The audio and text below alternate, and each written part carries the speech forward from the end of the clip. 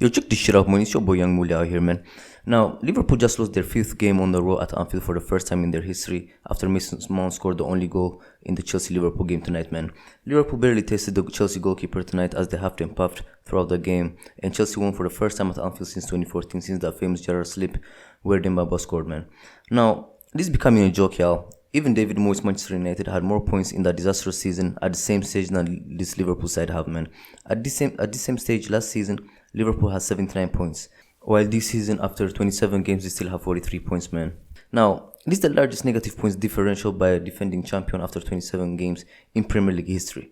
Bruh, this is extremely peak, y'all. Like, Liverpool are closer to the relegation zone than to Manchester City in the first place. They haven't scored a goal at Anfield in over 10 hours, and they have scored 2 goals since Christmas at Anfield.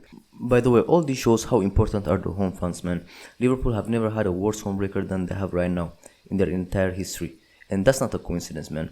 While we're at Thiago Alcantara, even though that's not his job on the pitch, so far he has provided 0 assists and 0 goals in 28 games. Actually, fuck that, man. This Liverpool side is going outside, man. Like I've already spoken of Liverpool shortcomings in previous videos. So today, instead of the negatives, I want to focus on the positive Chelsea did. Now, Chelsea are continuing their recent impressive form under Thomas Tuchel, and today a lot of Chelsea players were looking good, especially Mason Mount, who worked his ass off, and players like Christensen, Jorginho, and Kante Rudiger had also solid games. As usual, man, the English pundits, this hype trains, man, actually call in the post-match analysis, he got gassed, man. He got gassed. He started dick riding Mason Mount dick, man. Bruh, he started claiming Mason Mount should be the captain next season and stuff like that. But, you know what I'm saying? Like, bruh, let's not get ahead of ourselves, you know what I'm saying? I mean, he's coming out of age, and it's a statement that he's keeping Havertz and Pulisic on the bench so far. But we shouldn't get carried away, man, after a half-decent year. You know what I'm saying? Like, no cap, he still has a lot of work to work on. Especially his vision has to improve. Now, on another shit worth mentioning, actually, is the role of VAR in this game. Especially in the first goal. If y'all seen it, Werner, I think, they disallowed his goal. And that shit was very harsh, man. Werner deemed to be offside based where his arm was positioned. In comparison to Robertson's hand. And this bullshit doesn't make sense, y'all, because Werner can't score with his arm. Can he now? Like, earlier in the day, we saw a goal disallowed against Fulham, and if y'all seen the clip, y'all could see how Sanchez kicked the ball, and the ball traveled like 0.5 seconds before it struck the arm of Lemina, which was completely in a natural position attached to his thigh. And let's keep it real, man. What's Lemina supposed to do there? It's not like he can cut his arms off, yo. But bruh, I've been a big supporter of VAR so far, but these days this shit is taking the life out of football, man. So I don't know, man. Like today, I think VAR is taking a big L.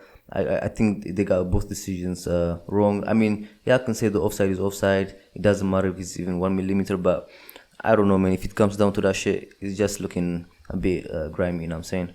But anyways, man, y'all know Chelsea have planted both feet on the top 4 right now, and there are 6 points separating between West Ham in the 6th place and Manchester in the 2nd place. West Ham and Everton have both game in hand over the team right above them, and the race for the top 4 is really on, yo.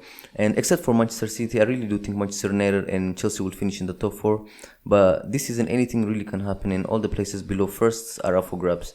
I mean, City have virtually already won the title, but it is what it is, yo. Leicester are in the mix as well, even though they're really suffering from a long list of injuries right now.